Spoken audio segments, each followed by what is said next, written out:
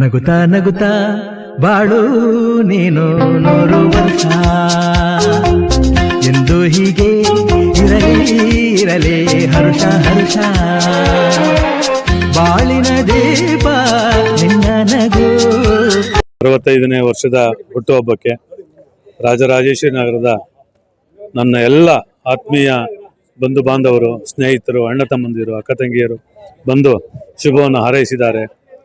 ಈ ಒಂದು ಶುಭ ಗಳಿಗೆಯನ್ನು ನಾನು ಅಮೃತ ಗಳಿಗೆ ಅಂತ ಹೇಳಿ ನಾನಾದರೂ ಕೂಡ ಭಾವಿಸ್ಕೊಂಡಿದ್ದೇನೆ.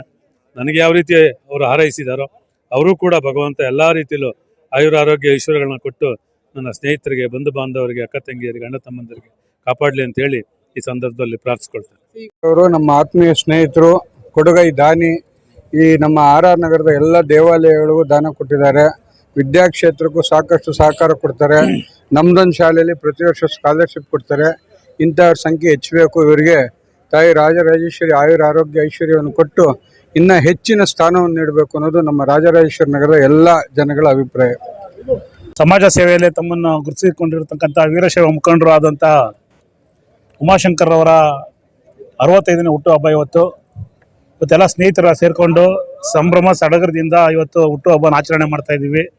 ಈ ಸಂದರ್ಭದಲ್ಲಿ ಅವರಿಗೆ ಭಗವಂತ ಆಯುಷ್, ಆರೋಗ್ಯ, ಸುಖ, ಶಾಂತಿ, ನೆಮ್ಮದಿ ಎಲ್ಲವನ್ನು ದಯಪಾಲಿಸಲಿ ಅಂತ ಭಗವಂತನ ಬೇಡ್ಕೊಂಡು ಇದೇ ರೀತಿ ಅವರು ಸಮಾಜಮುಖಿಯಾಗಿ ಕೆಲಸ ಮಾಡಲಿ, ಸಮಾಜದ ಕಟ್ಟಕಡೆಯ ವ್ಯಕ್ತಿಗಳಿಗೂ ಸಹಾಯ ತಲುಪಲಿ ಅಂತ ನಾನು ಈ ಸಂದರ್ಭದಲ್ಲಿ ಬಯಸ್ತಾ ಅವರಿಗೆ ಮತ್ತೊಮ್ಮೆ ಹುಟ್ಟುಹಬ್ಬದ ಶುಭಾಶಯಗಳನ್ನು ಕೋರ್ತಾ ಇದ್ದೀನಿ.